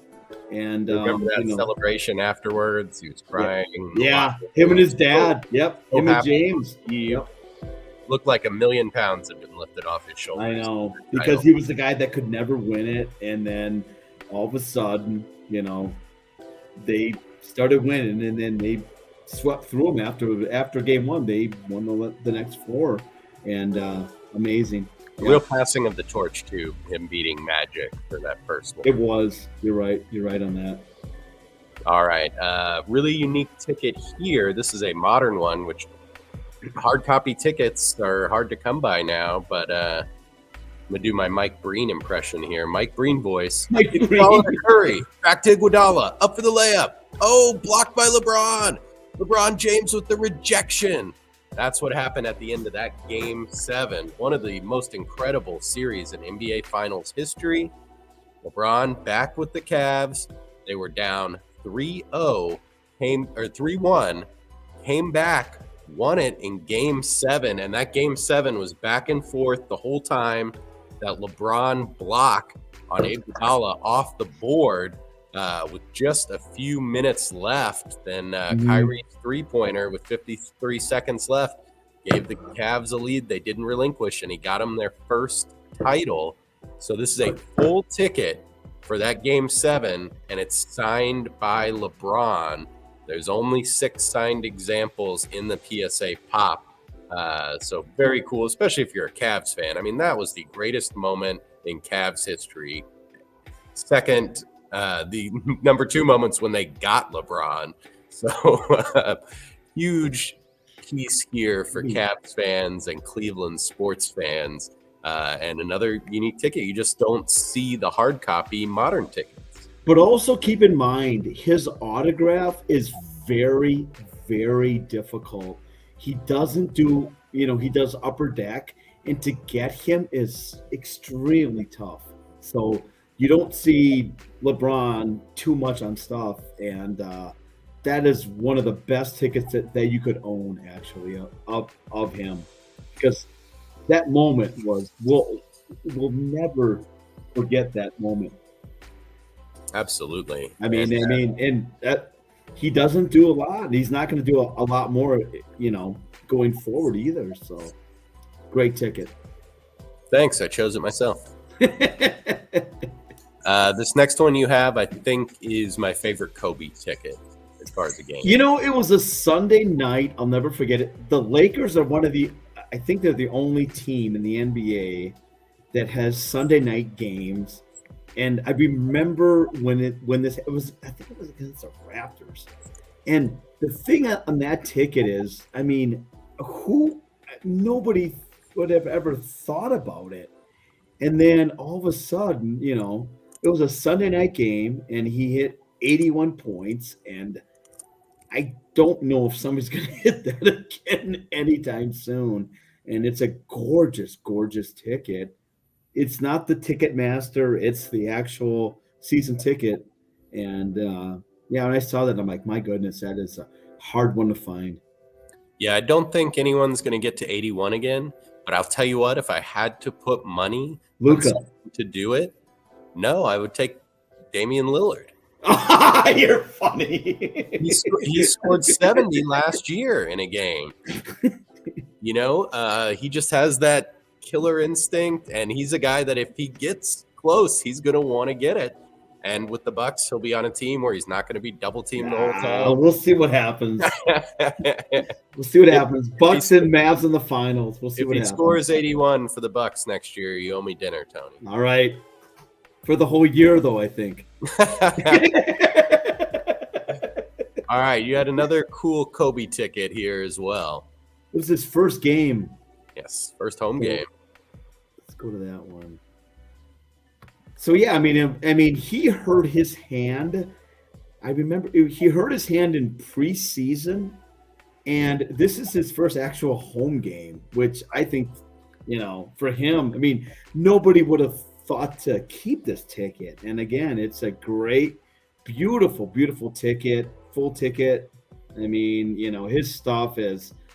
Everybody loves Kobe, and my goodness, it's a great, great ticket from his first home game. Yeah, and as far as ticket collectings, I think those first home games for players that played their whole career with one team takes those up another notch. Yep. Especially on the modern side in the NBA, because that is just so rare. You know, Kobe did it, Duncan did it, Dirk did it. Giannis, maybe we'll see. But you know, it's just rare in the NBA these days for somebody to stay with one team for the entire duration. And Kobe is just so synonymous with the Lakers. He's loved there. I mean, and it's always going to be a big thing. You know, like he is like the top. I mean, it's him and who else? I mean, Wilt and Magic. But I think him and Magic are the two at the top. I think you're right on that. Yeah, Kareem, right? Kareem, you don't think of Kareem and Wilt ahead of them all time, but for Laker fans, I think Magic and Kobe are the two. You're exactly right. Yep, great ticket, full ticket too. So hard to find those. All right, this one I pulled out. One of the rarest tickets in the hobby and one of the most important, and I'll say infamous. This is a 1919 World Series ticket, Game 1. The start of the scandal that rocked our national pastime, the Black Sox scandal. Really hard ticket to find and so important. There's only 27 1919 World Series tickets total from any game in the PSA population, and only 7 are higher than this 1.5. Most of them are just authentic. So this one's a pavilion seat. But, you know, for ticket collectors, this is one of the grails. I'll say this. That ticket in 30, 40 years is never going to – it's always going to be relevant. That ticket is so relevant. I mean, my goodness. It's the start of the whole scandal. And I hate to kill a debate, but I don't think Shoeless Joe will ever get in the Hall of Fame. Because I agree with you on that. So much discussion and conversation. Like, of course, if he got in, there would be this huge celebration and everybody would talk about it. But then that's kind of over. I think they like that. You know, he's long since passed. He's not out there. But I just think they keep him out because of that, because of the conversation that it causes. If they put him in now, it would be kind of weird if they did it. But no matter what, that World Series is going to be relevant always. Yes. And there's not enough of those to go around. And that's a beautiful ticket, by the way. Yeah. And it's from Game 1. So when they did when they hit the guy or whatever. So they hit the first batter. The first batter, yeah. Signal that they were going to go ahead and throw the game. Yeah. Good note there, Tony. It's always, great job by me on that one. But no, it's always going to be relevant. It's that World Series will never be forgotten, of course. So change the whole game. Oh, absolutely. Yeah. And I see you pulled out up next another LA Icon home debut ticket from the great one. His name's Wayne Gretzky. Yes, and that's another one that really changed the game. When he came to LA, it made hockey so much more popular here. I mean, it was always popular. I'm not going to say it wasn't popular, but he changed it and he made it where it was popular in the U.S. And he's the central force. And, you know, to have his first ticket signed by him, big deal. Yeah, I was living in Dallas at the time in '88. I was 9 years old, and I remember that was like the first hockey anything I was conscious of. That was such a big story, and you know, the most important, greatest player in the sport switching teams, but not just any team, but going to California from Canada. Canadians were horrified. I just remember the newspaper, it said 99 tears. Yes. And if you look it up, you'll see it. And he's wiping away a tear, and it was like, oh my goodness. I mean, it was a landmark moment for the NHL. Yeah. When you look at where the NHL franchises are now, there's so many in the South, so many in the Sun Belt, and this is what started it. And he did, so much promotion with Magic Johnson, which was a great pairing because Magic is so gregarious and so outgoing, and Wayne is, kind of a quiet superstar. And Magic kind of brought out a little bit more of his LA side. But yeah, that was a huge moment for hockey. I mean, if you look back at it, I mean, it was huge for the league. It really was to get him there. I mean, it sucked that he left Edmonton, but I mean, to go to LA to get that, to get everybody involved, it was huge. All right, and that ticket's the beginning of an era in LA. This next one is the end of an era in Los Angeles. 1975 UCLA John Wooden signed NCAA championship full ticket. This 75 NCAA title game was the last game the Wizard of Westwood coached. And what did he do? You guessed it. Won the title. That's all he did. And this one is signed by Wooden. The ticket's authentic, the full ticket, but the autograph is a 10 from Wooden. And talk about going out on top, Tony, just winning your 11th title and then walking away. I mean, I could talk for a long time about John Wooden. Probably the nicest coach, the nicest man. I mean, he was above and beyond. And it'll never happen again. I mean, there's no chance of that happening again. And he was a quality human being. And, I think he's, people forget about him a little bit. But as far as coaches, he's up there with anybody. I mean, it's not even close. I mean, it'll never happen again. Tony follows his pyramid of success. That's what got Tony. Yeah, right. I actually sent. It's funny you mentioned that. I'm a big Al McGuire guy, and I sent John Wooden a message saying, "Hey, could you send me a pyramid of success and talk about Al McGuire?" And he sent me one back, and he said, "Al was a true friend of mine, and I miss him to this day." And then, John Wooden, whatever. But it was like, he was there. He was a quality human being. And Tony, we've known each other a long time, and tonight you have broken out that story.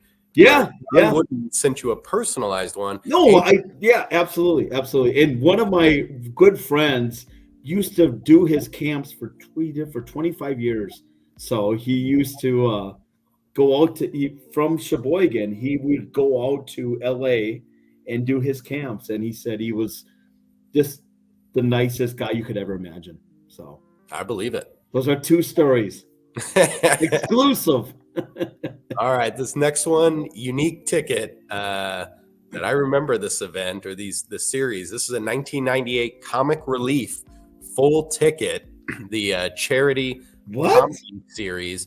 And this one is signed by Billy Crystal, Robin Williams, and Whoopi Goldberg, the Comic Relief stars who all went out.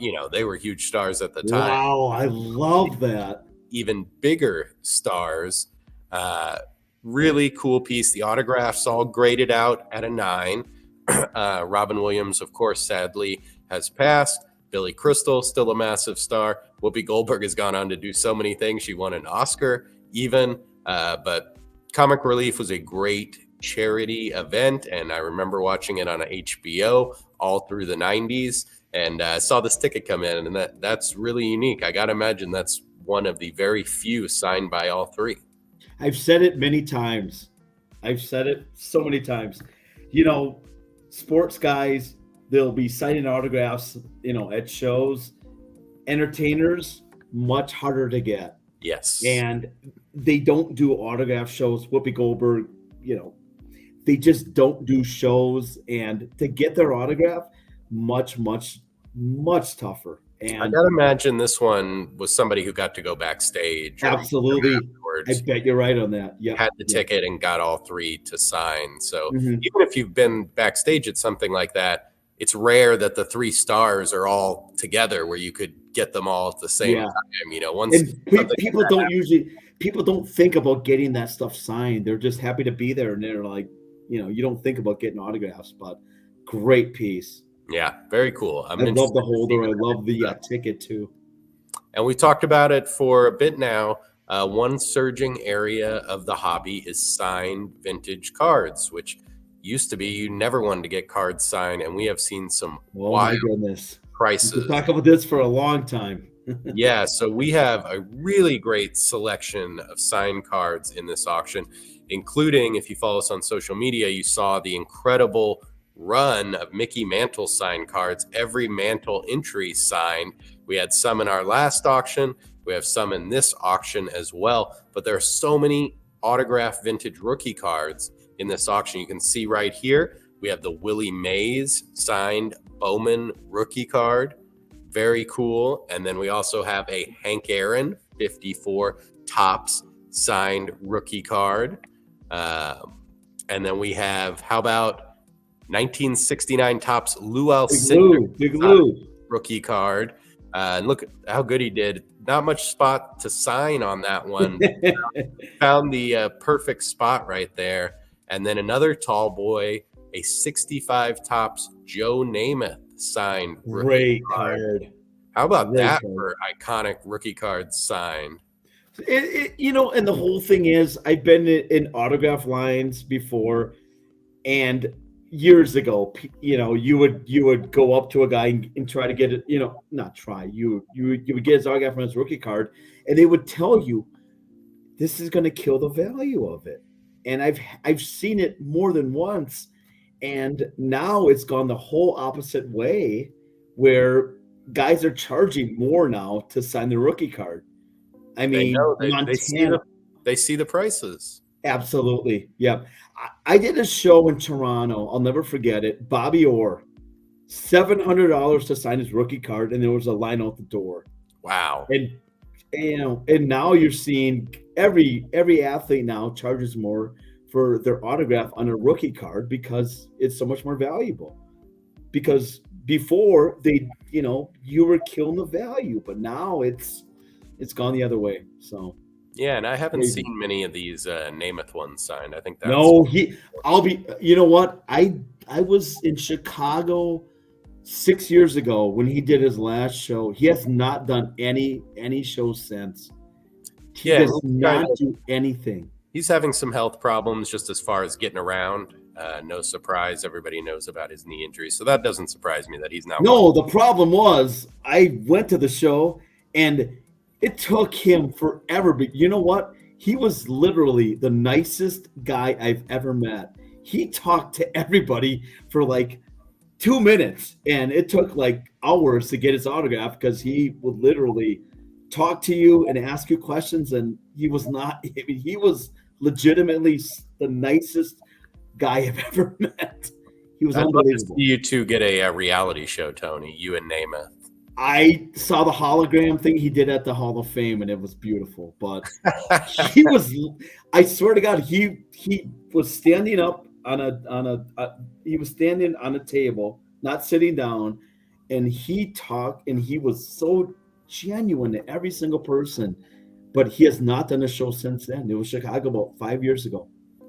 Makes sense.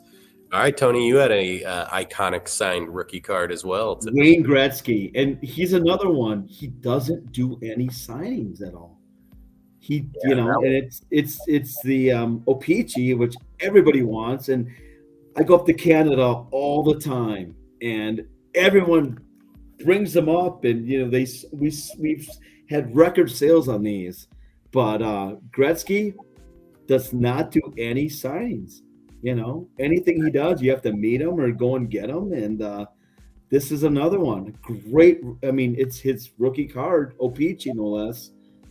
And PSA 10 autograph. I know, that's the thing. It's nice job. The blue ink, which matches the blue border nicely. So some thought put into that one. And it's the O-Pee-Chee. That's what everybody wants too. So it's the card to get. It's the hockey card to get signed. And I've got one. It's not a rookie, but it's my favorite Ted Williams card. This is the 1948 Leaf. Ted Williams. Wow, that's gorgeous. Signed by the kid. I just loved this whole issue, but the Ted Williams entry in the 48 Leaf is magnificent. listen, it looks like a propaganda poster. It's a great pose, post swing. He's looking up at where he deposited that ball in the bleachers, the colors, all of it. And then a PSA 9 autograph from Williams right across it right there. Very cool. And again, I mean, you know, that card was always very valuable. And to get it signed, people would look at you funny and say, what are you going to ruin the value on it? It's a great signature. Yeah, and this next one, a little bit more on the modern side, but very cool card. The 1987 BBC A Question of Sport, which I love that issue title, especially that it's the BBC, because it just sounds so British. A Question of Sport. It's a UK card from Mike Tyson, boxing, huge in England, especially at the time. And a great action shot of Iron Mike, and the card is a PSA 9, and the autograph is a 9 as well. So great entry there from the boxing side of things. One of our coworkers, we had the conversation yesterday, Mike Tyson, and he's like, should I invest in him? And I said, absolutely. I mean, for guys our age, you know, we're in our 40s, and he was the guy that he took boxing to that next level in the 80s. He really did. And, you know. What's surprising, thinking back on it, you know, he was so dominant. He was taking guys out in the first and second round. Yep. So you'd pay, you know, your $50 at the time for pay-per-view. Yep. Of course, you got the undercards, but not many people were watching those. And then you find the main event, and it's over in 90 seconds. But you'd just be so amazed at how it happened. I mean, he was just different than everybody else, and to see him, how fast he moved and everything like that. I mean, and he was not a big man. He wasn't tall. He was shorter, just you know, different than everybody else. Powerful. Yeah, that's all it took. Yep. All right, go ahead and pull up your big board there, Tony. We're going to take one more quick break. We got 5 minutes until extended bidding begins for session 1. So if you heard something you want to talk about, you got to throw, or want to bid on that we were talking about, you got to throw your bid in now. What's happening on there, Tony? Oh my goodness. So we got 33 Gaudy Ruth, SGC 6, 23,000. 25 Exhibit Champions Ruth, 20,000. So Babe is still running the show, I guess. Oh yes, of course. 72 Tops, uncut sheet, 1,500. 36,000 for the 52. Wow. 52 Tops mantle, authentic altered, 36,000. That's amazing. And I think it's going to keep going. Yeah, you're right. So. You're right. All right, we're going to take one more quick break, and then we'll come back. We'll talk about some of the early activity in the extended bidding session. And then I've also got some non-sports wax I want to talk about. So we'll see you in just a few minutes. We are at Norton Children's Hospital in Louisville, and we're the only freestanding children's hospital in Kentucky. We are a teaching hospital. Today we were visiting the Sheen Family Conference Center, which is an educational center that provides support to our clinicians and our researchers, and we had the opportunity to see a beautiful Warhol exhibit, the Myth collection that was donated to the hospital when we moved here in 1986. The Warhol exhibit is a collection of 10 pieces, and you'll see some of the greatest characters from the past, beloved characters, Howdy Doody, Mickey Mouse, Santa Claus, of course, characters that bring us back, that are very nostalgic, that warm your heart in a way as you think about your childhood, or you think about, you know, the greatest moments of art and entertainment. Created in 1981, Andy Warhol's Myths complete portfolio consists of 10 screen prints showcasing some of the most iconic fictional characters from the 20th century. So Andy Warhol is definitely the king of pop art. Each of these characters within the portfolio have sort of a pop culture significance, but also a commercial significance. Warhol, he suffered a very bad fever actually when he was very young, and that led to a bit of a neurological disorder. So as a result, as a child, he was at home a lot, and Warhol really gravitated towards Superman and Clark Kent, and I think it was because he was inspired by the dual personalities of Clark Kent and Superman.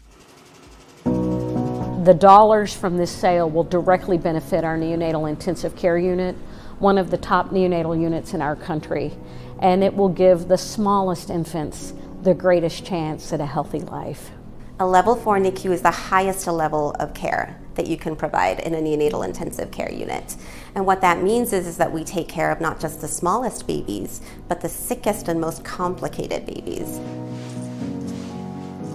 We had an opportunity to meet Heritage and to learn about their work, and we're just so intrigued by the opportunity to really make a difference with this art and to bring those dollars back to support an incredible mission at a time when we're struggling with chronic health issues in Kentucky. We lead the nation in the incidence of heart disease, cancer, childhood obesity, diabetes, and have a really big vision to improve access to care and to help open the doors to our center to children from all over the region.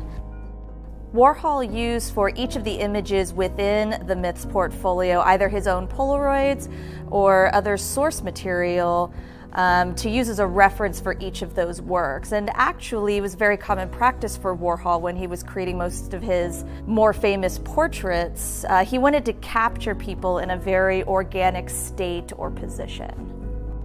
I think, it's absolutely bittersweet to lose such a beautiful collection and to have had it for so many years. But, I think to understand that what our mission is, and that we are into the art and science of healing and the art and science of caring, and that this collection will have so much impact on our ability to do that work.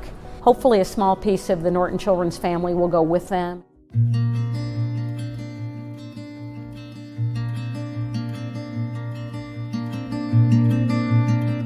I think the reason that I come to work every day is to be able to engage with the families that I've come to love and that I've come to trust us.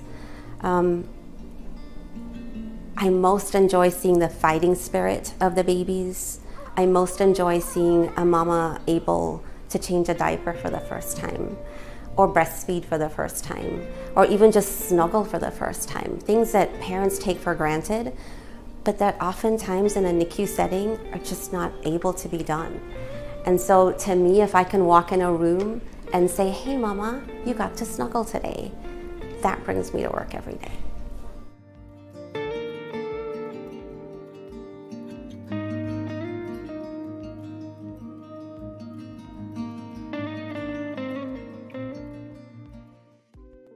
I guess. All right. Special offering from our art department coming up next month. Those Warhol paintings that are going to benefit the hospital in Kentucky. Important work there. Tony, extended bidding has begun. Are you ready? Right there now. Right there. And I've got an update. Breaking news. I did more math. So better than me. We talked about the 1914 Boston Garters complete set.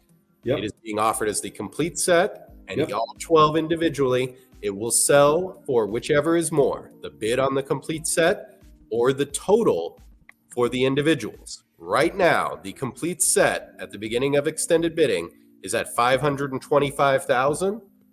The total for the individuals, $521,250. Wow. Yes. So it is less than 4,000 ahead, the complete set. So could go either way. We're going to find out in the next hour or so how it's going to go. Is one person going to get them all, or are they going to be broken up? This complete set that's been together since 1914, if you can believe that. Mm-hmm. So extended bidding for session 1 has begun. We have session 2 tomorrow. More incredible cards, sets, wax, and tickets that are going to be closing tomorrow. And we talked a little bit about non-sports earlier, but we have an amazing collection of non-sports wax, most of which is tomorrow night. But we're just going to run through them real. There's a lot of fans of non-sport wax. Yeah, and I think there's a lot of these. I see it all the time when I do these shows. We go to a lot of shows, and there's a lot of fans of non-sport wax. Yeah, and there's a lot of these are very nostalgia-inducing, especially for me. This first one is a 1975 Topps Marvel Superheroes stickers wax box. Got my main man Spidey right there on the front. Marvel's a monolith. All this Marvel stuff, 10 years ago, nobody cared about any of these cards or these sets, really. Just the hardcore fans. But with the MCU becoming so powerful, non-sports material really becoming valuable and popular, we've seen some great prices. And in that vein is this next one, the 1979 Topps Incredible Hulk wax box. I'm scared of that. Hey, next, get that out of there. Tony revealed to us earlier. I do not like that. That scares me. He was scared of the Hulk from this show. Lou Ferrigno. 79. All right, we talked about the early first issues Superman cards. This is from the 60s. This next one, 1966 Topps Superman unopened wax pack. You got the Man of Steel right. Is that George Reeves? That is the George Reeves is it? Superman. It was well after the TV show, but that's the one they modeled this on. And Superman in the comics in the 60s really hit a stride. It was 30 years in the biz, and they kind of started to move towards a new angle, a more modern angle. And guess what? It worked. It's a great look. It's a great look. Great graphics on that, too. Yes. And likewise here with Superman's compatriot, this is a 66 Topps Batman unopened wax box with that great logo that's from the TV series, the Adam West TV series. That set is really popular, that Batman set from 66. What about Robin? He wasn't... We do have a Batman wax pack in this auction with Batman and Robin on the cover. I pulled this one out. You can find that one, no doubt, very easily. Great. But another TV and comic hero that is a little underappreciated, also from 66. This is the Donruss Green Hornet. Look at that pack. Isn't that cool? So Donruss in 66. Wow. Yes. That's really cool. Based on the TV show, which was Bruce Lee's big break. He played Kato in the Green Hornet TV show in the 60s. This next one really harkens back to my youth. Great wax box here. 1980. Oh, my mom wouldn't allow us to own those. I'm not surprised at all. We'll have to get Giese on the phone on this one. Oh, my goodness. That's the Garbage Pail Kids Sticker Series 1 from the UK with that bright pink box. And that Garbage Pail material has gone through the roof in the last 4 years. It went from an afterthought to now five-figure prices for some of that stuff. This next one, I'm sure Tony watched this in reruns when he was homesick as a kid. Yes. Yes, we did, actually. 64 Don Very Russ, nice. Very nice. Family. So Don Russ in 64, Addams Family. That is a great Addams Family front there with the black and the outline of the mansion in yellow. Love it right there. Up next, I did not watch this show, but I watched the reboot that came out later. This is a 78 Topps Battlestar Galactica wax box, 36 unopened pack in there. How about that one? Vintage TV. And another great TV one here. This is 69 Topps Mod Squad 5-cent unopened pack. I love that cover with Link and the rest. Great graphics on that from the 60s as well. Then right now, our entertainment department has the incredible collection of Gene, who was the model maker for Star Trek. We've got it all in display in our gallery. So had to include this one, the 76 Topps Star Trek pack, unopened wax pack. You got Kirk and Spock and the Enterprise right there on the front. The next 1973 Topps Kung Fu unopened pack. These non-sports packs have just I like that, actually. That's graphics really cool stuff. on the front. Yeah, that is a great series that I did watch in reruns and enjoyed. Actually, that was created by Bruce Lee, but then they stole it away from him. He was supposed to be the star of Kung Fu. But yeah, didn't make it into the role. And then last lot of the night we're going to talk about tonight. Brock Purdy. This is far kidding from Mr. Irrelevant.